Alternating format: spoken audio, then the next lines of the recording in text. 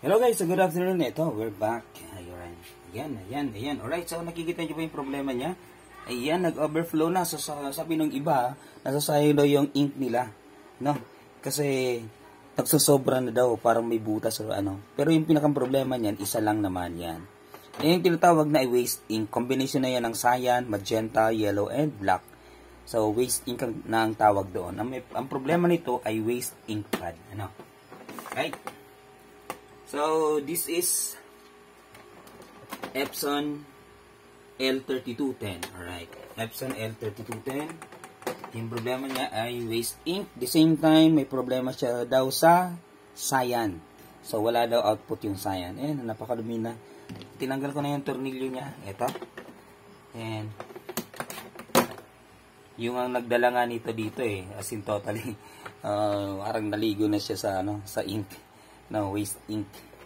Yan tingnan nyo dapat na kasi ito kumbaga dapat yung pagbitbit diretso lang, yun na medyo tumagilid, so yun nangyari, nag-overflow na kasi mag-overflow na talaga yan so nag-konting tagilid din, nag-overflow na.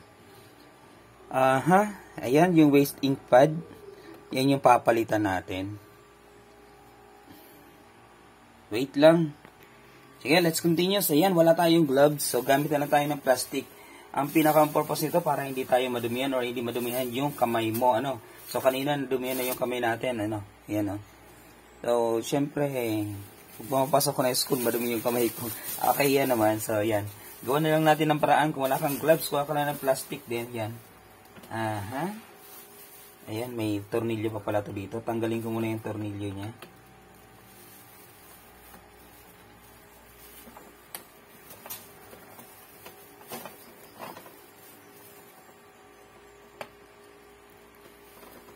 Grabe guys, as in totally overflowing na yung kanyang waste ink pad.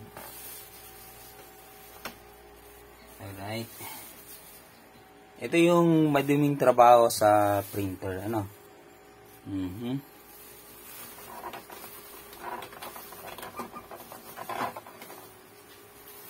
Ayaw pang sumama guys. Okay, good. Yan, as in totally. Ito, madami na siya. As in totally, madami na talaga yun. Yan, overflowing na siya. Sige, pwede nyo naman itong i-recycle. Linisin nyo lang, labahan nyo. Then, patuyuin nyo sa araw, then ibalik nyo. Okay na yon. So, gagawin ko ngayon, papalitan ko na lang siya. Papalitan ko na lang muna siya kasi nagmamadali ito si teacher na may-ari nito. Then, magano pa tayo ng output. Sige. So, lilinisin ko yan. Lilinisin lang naman yan. Buhusan nyo lang ng tubig. Yan, pause muna tayo. Alright, so paano ba ito linisin? Andito tayo sa likod bahay.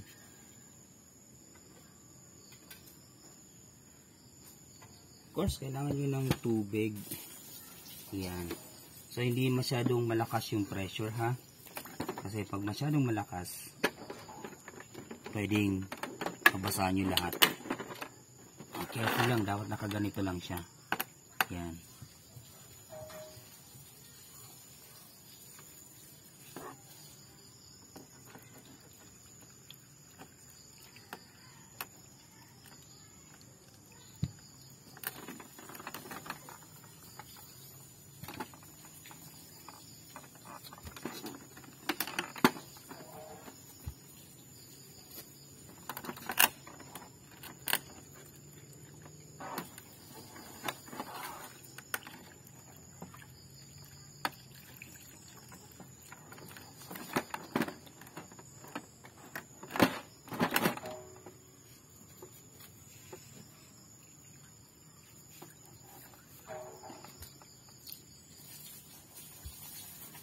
Lipat tayo ng pwesto, maraming langgam dito.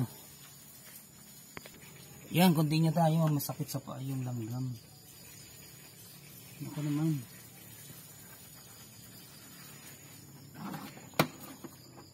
Daming kumagat sa akin, mga 1 million ata yun.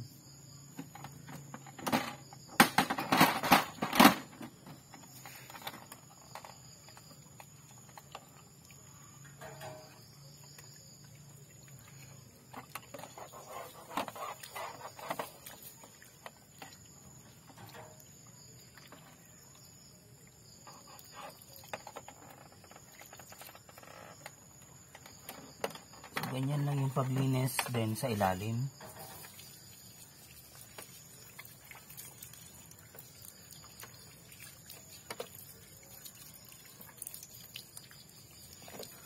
Then okay na yan.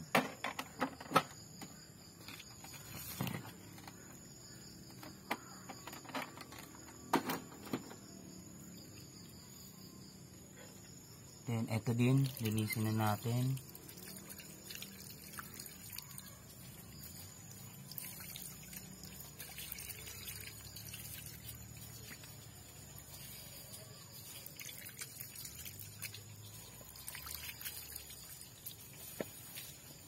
So ayan, ganun lang yung paglinis nun guys.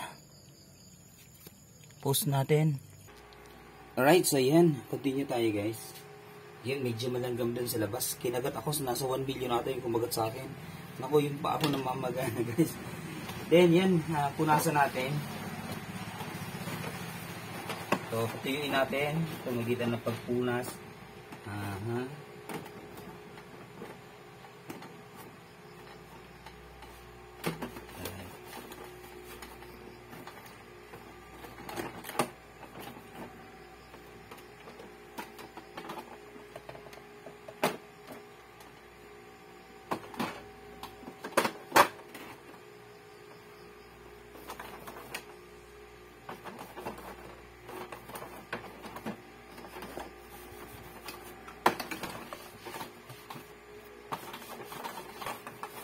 Yan.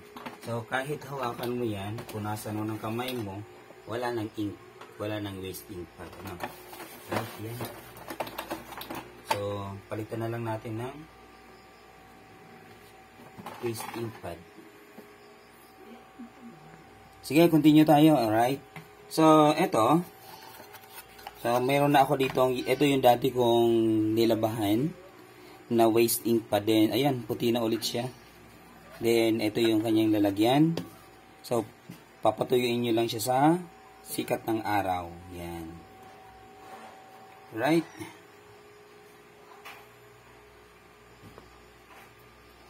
So, sa paglagay lang naman, dito, yan. Tingnan nyo na lang. Ganyan lang naman yan. Center. Then, ito, dito. So, sa center nyo lang yung ano. So, kulang pala ito ng isa. Hanapin ko lang. So, ito yung nagsisilbing absorber ng waste ink. Ano? Paano ba nagkakaroon ng waste ink? Kapag nag-head clean tayo, yun, since nag-clean siya, yung waste ink dito yung napupunta. Siya yung nag-absorb. So, waste ink pad absorber. Alright. Yan. So, parang bago, diba? Pwede naman kayo mag-order nito online sa Shopee, Lazada, so 300 pesos, 280, ganon. Ganon lang naman yung price nun.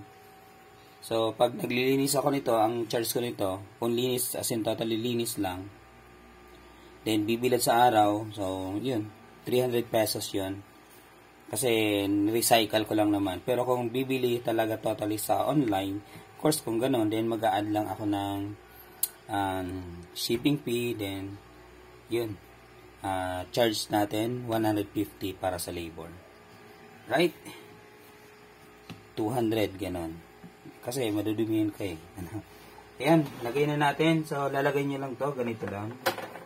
Ayan. Then, balik na natin to. Yung kanyang cover.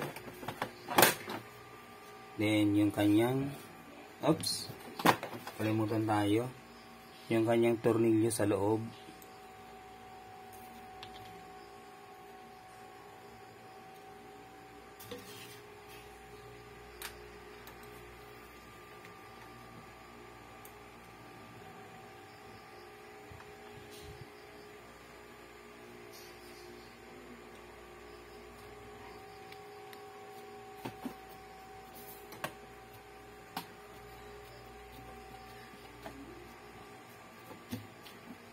Yung cover.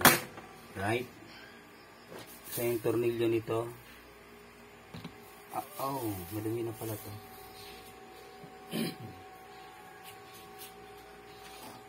Ayun guys, nawala na yung tornilyo niya.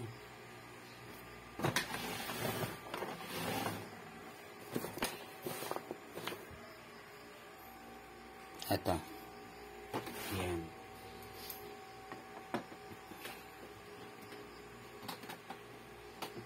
Then, yun na.